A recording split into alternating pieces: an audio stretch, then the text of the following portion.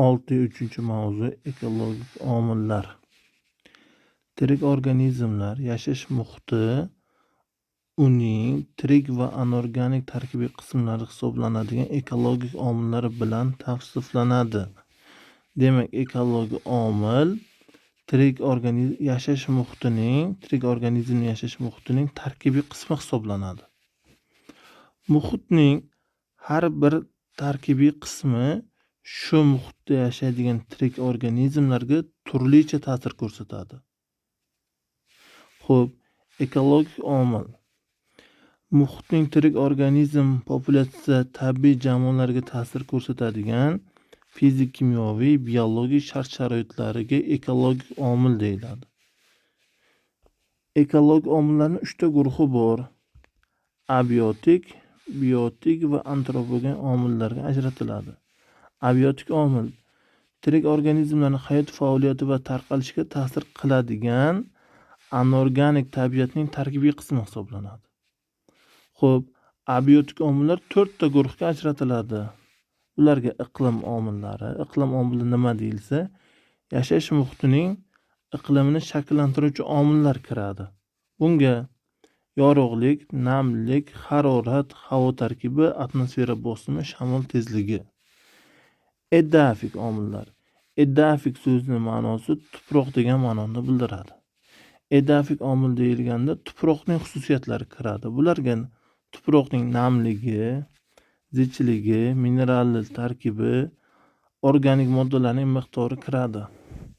Xo'p, topografik omil bor undan tashqari. Topografik omilga relyef omillari kiradi. Joy relyefining o'ziga xos jihatlari kiradi.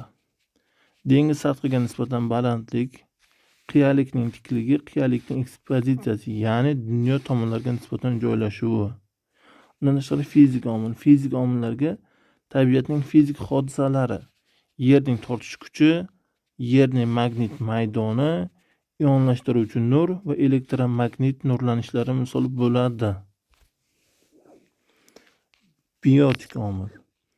Tirik tabiat omillari kiradi. Biotik omil tirik tabiat bo'ladi.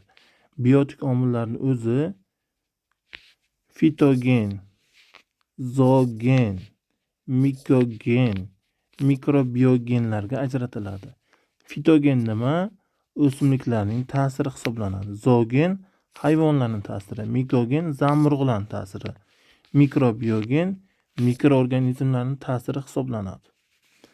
Antropogen omillar inson faoliyati bilan bog'liq omillar bo'lib, ularga boshqa tirik organizmlar yashash muhitlariga bevosita ularning hayot faoliyatiga ta'sir ko'rsatadigan inson faoliyatining turlari, atrof muhitning ifloslanishi, hayvon hamda baliqlarni ovlash, o'rmonlarni kesish, yerga ishlov berish, foydali qazilmalarni qazib olish va boshqalar kiradi. Xo'p, muhit omillarining organizmga ta'sir etish qonuniyatlari. Ekologik omillar xilma-xil bo'lishiga qaramay, ularning tirik organizmlarga ta'sir etish xarakterida ekologik omillarning ta'siriga tirik organizmlar javob berishida bir qator umumiy qonuniyatlar aniqlangan.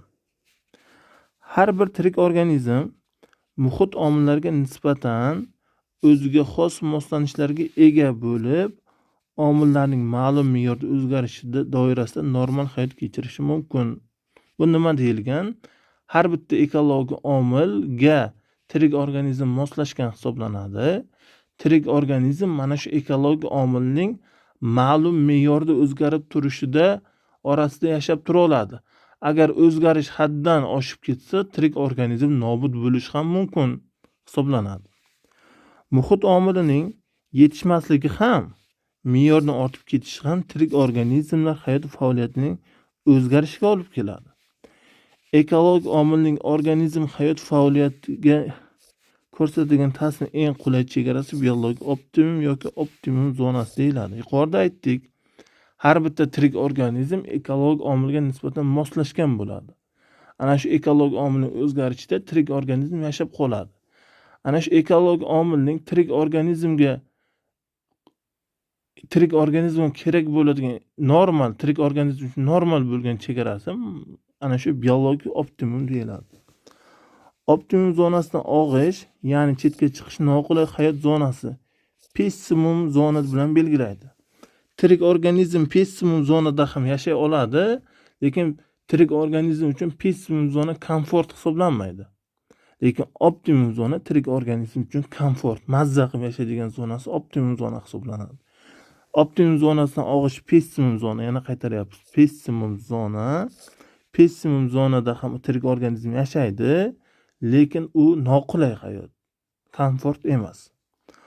Og'ish qanchalik kuchli bo'lsa, omilning organizmlarga noqulay ta'sir ko'rsatishi ko'proq bo'ladi, ko'proq noqulay ta'sir ko'rsatadi. Har qanday organizm ekologik omilning eng yuqori maksimum, eng quyi minimum chegarasi doirasida yashay oladi. Bu chegara chidamlilik chegaralar doirasida hayot kechira oladi. Omilning bu chegaradan og'ishi organizm nobud bo'lishiga olib keladi.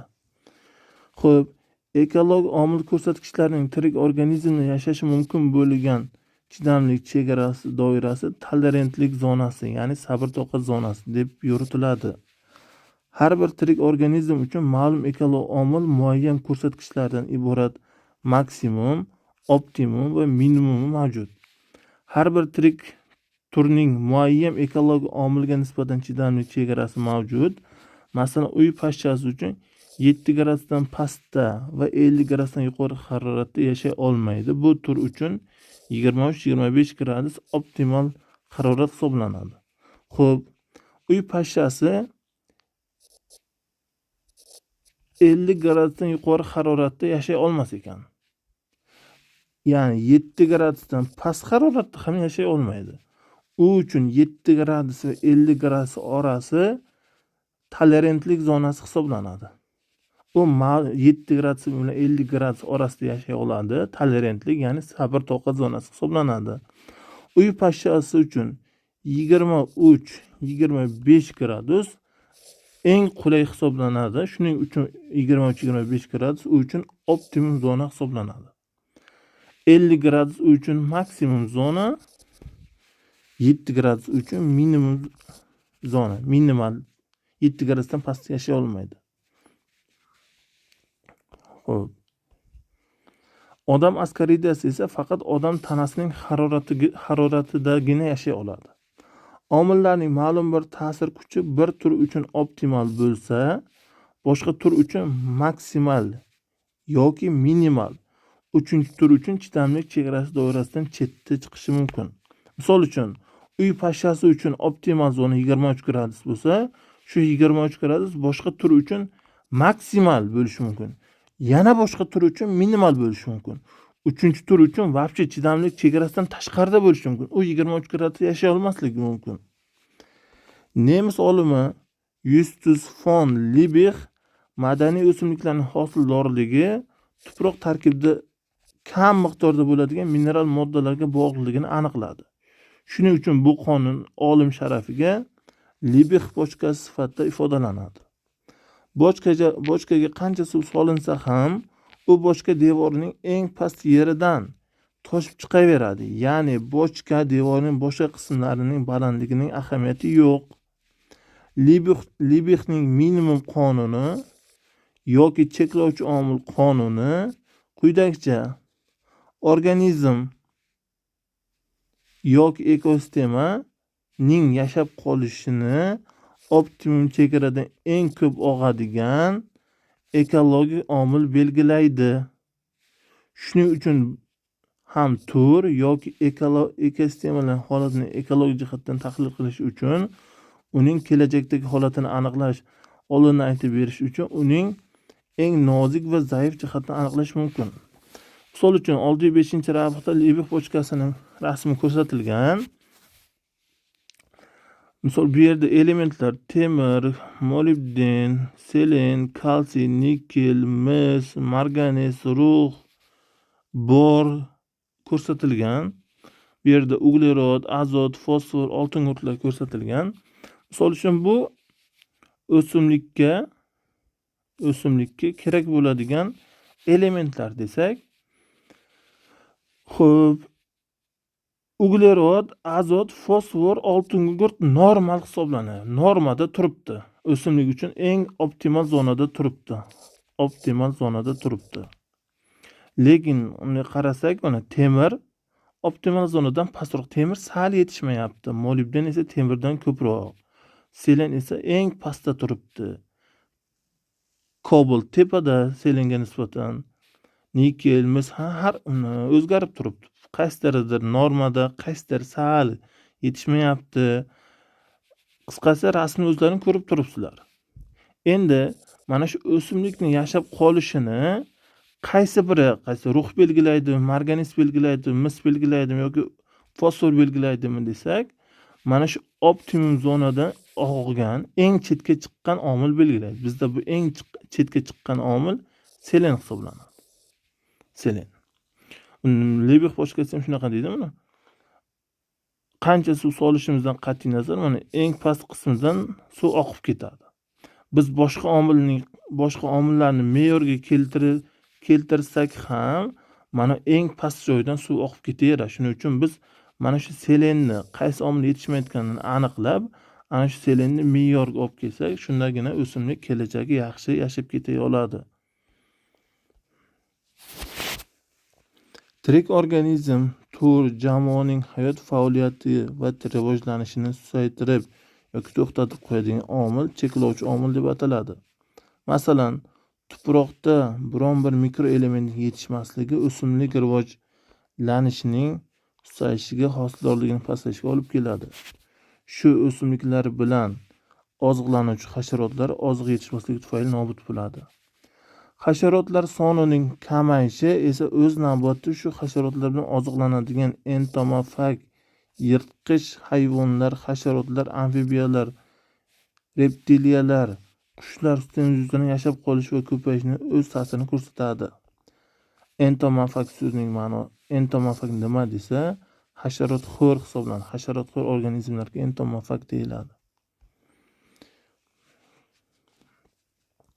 Cheklovchi omil har bir turning tarqalish arealini belgilaydi.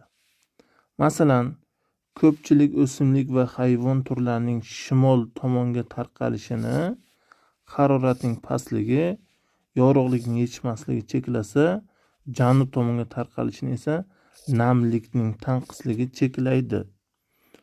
Nima uchun shimolda ko'proq turlar, ko'proq hayvon o'simliklar yashamaydi desak, chunki harorat past, yorug'lik yetishmaydi. Janubda nimaga shunaqa desak, chunki namlik tanqisligi cheklaydi. Tirik organizmlarning hayot faoliyati va rivojlanishining ekologik omilning nafaqat minimum chegarasi, balki maksimum chegarasi ham susaytirishi mumkin. Turning muayyan ekologik omilga nisbatan chidamlik chegarasining kengligi shu omilga evri so'zini qo'shish orqali ifodalanadi. Keng ko'lamda o'zgaruvchi muhit sharoitida yashashga moslashgan chidamlik chegaralari keng bo'lgan o'simlik va hayvonlar evri biyon hisoblanadi. Yunoncha keng yashovchi degan ma'noni bildiradi. Evri biyonlarga kosmopolit turlar kiradi. Kosmopolit turlar muhitning o'zgaruvchanligiga keng doirada moslanuvchan bo'ladi. Kosmopolitlar keng tarqalgan, ya'ni yer yuzining juda katta hududlarni egallagan turlardir. Ularga kalamushlar, suvaraklar, pashshalar, burgalar kiradi. Muhit omillarining keng doirada o'zgarishiga turning bardosh bera olmasligi yoki chidamlik chegaralar doirasining torligi tegishli omilga steno so'zini qo'yish orqali ifodalanadi. Nisbatan doimiy muhit sharoitida yashashga moslashgan harorat, namlik, atmosfera bosimi kabi omillarning tor ko'lamda o'zgarishigagina bardosh bera oladigan o'simlik va hayvonlar stenobionlar, stenostor yashovchi deb yuritiladi. Masalan, Janubiy Amerikada yashovchi kalibrilar ma'lum turdagi o'simlik nektari bilan oziqlanadi.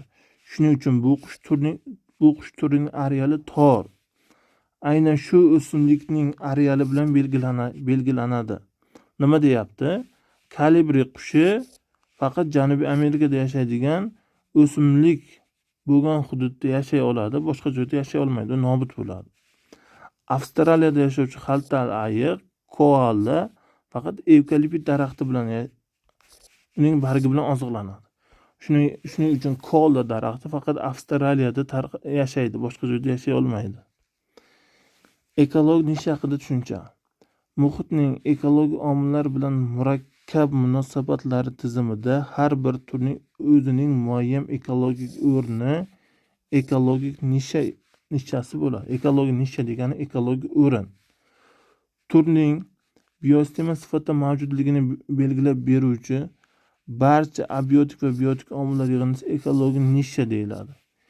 Ekologik nisha organizmlarning hayot tarzi, yashash shart-sharoitlari, oziqlanish kabilarni o'z ichiga oladi. Ekologik nisha tushunchasini yashash joyi tushunchasi bilan adashtirmaslik lozim. Bu nima deyiladi? Yashash joyi boshqa narsa, ekologik nisha boshqa narsa.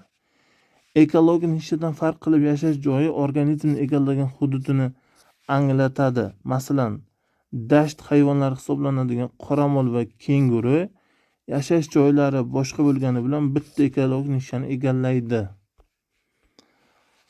Olmaxon va bug'i bir hududda o'rmonda yashaydi, lekin turli ekologik nishalarni egallaydi. Afrika savannalarida bir necha tuyoqli o'txo'r hayvonlarning turlari yashaydi. Ularning yashash joyi umumiy, lekin shu joydagi mavjud oziq resurslaridan turlicha foydalaniladi. Bir daraxt yashashiga qaramay olmaxon daraxtning urug'i bilan oziqlanadi, qizilishton esa daraxtning po'stlog'i ostidagi hasharotlar bilan oziqlanadi. Birgalikda yashayotgan turlarning ekologik nishalari bir-birini qoplamaydi.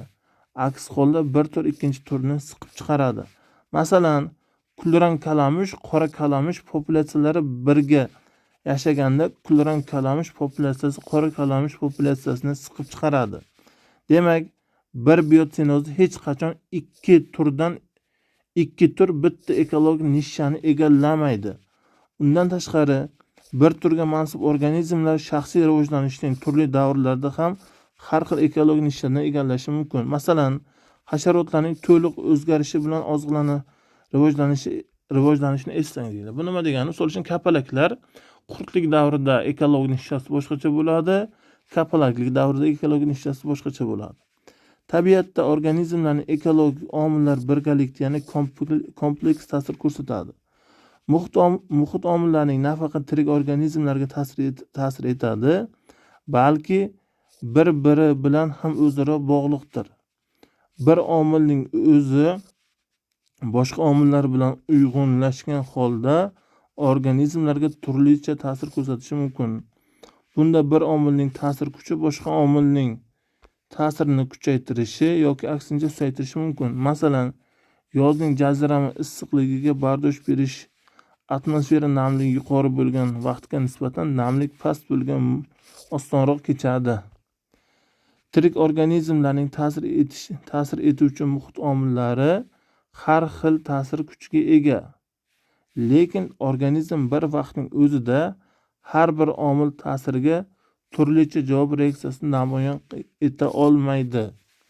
Masalan, o'simliklar uchun harorat va yorug'lik miqdori me'yorida, ya'ni optimum zonasida bo'lib, namlik yetishmovchiligi kuzatilsa, o'simlik o'sishi va rivojlanishi susayadi. Xo'p, demak, organizm hayot faoliyatiga optimum zonasida eng ko'p olgan omil cheklaydi. Agar o'simlik sun'iy ravishda sug'orilsa, ya'ni rivojlanishda davom etadi. Cheklovchi omilning ta'sir kuchi o'zgartirilsa, organizm hayot faoliyati ham o'zgaradi, normaga qaytadi. Muhit omillarining organizmlarga ta'sir etish mexanizmlarini bilish orqali tirik organizmlarning tabiatda tarqalish qonunlarini tushunish, ulardan xo'jalik faoliyatida keng foydalanish mumkin. Tirik organizmlarning hayot faoliyatini cheklovchi omilni aniqlash katta amaliy ahamiyatga ega. Cheklovchi omilning ta'sir kuchini o'zgartirish tabiatda va qishloq xo'jaligida chorvachilik, parrandachilik, baliqchilik va ipakchilik va bog'dorchilik va boshqa sohalardagi tirik organizmlarning hayotiy jarayonlarini boshqarish, ularning mahsuldorligini oshirish hamda madaniy o'simlik va hayvon zotlaridan yuqori hosil olishni imkonini beradi. Ma'lum bir hududda muhofazaga muhtoj turni saqlab qolish uchun qaysi ekologik omil chidamli chegaradan tashqari chiqayotganini aniqlash mumkin. Muhim, ayniqsa shu turning ko'payishi va rivojlanish davrida bu tadbirlar o'ta ahamiyatli bo'ladi. Cheklovchi omilning ta'sir kuchini maqsadga muvofiq yo'naltirish bilan muhofazadagi tur individlar sonini ko'paytirish va turning saqlab qolishga erishiladi. Shunday qilib, ekologik omillar bir-biriga bog'liq, doimiy ravishda ta'sir ko'rsatadi, doimiy o'zaro munosabatda bo'ladi va tirik organizmlar yer yuzasida tarqalishini belgilaydi. Organizmlar o'zi yashaydigan muhitning ekologik omillarga nisbatan moslashgan belgilarga ega bo'ladi. Rasmlarga qaraydigan bo'lsak, tepada ekologik nisha. Flamingo suv tubidan oziq izlaydi. Bularni yodlash kerak. O'rdak suv o'simliklari bilan oziqlanadi. Suqsun suvdagi hasharotlar bilan oziqlanadi. Kulik mollyuskalar bilan oziqlanadi. Chibis mayda hasharotlarni ovlaydi. Xo'p. Stenobion, Evribion. Stenobionga kambala balig'i, Evribionga kolyushka kiradi. Stenobionga forel. Demak, forel bilan kambala, stenobion, kolyushka, evribion hisoblanadi.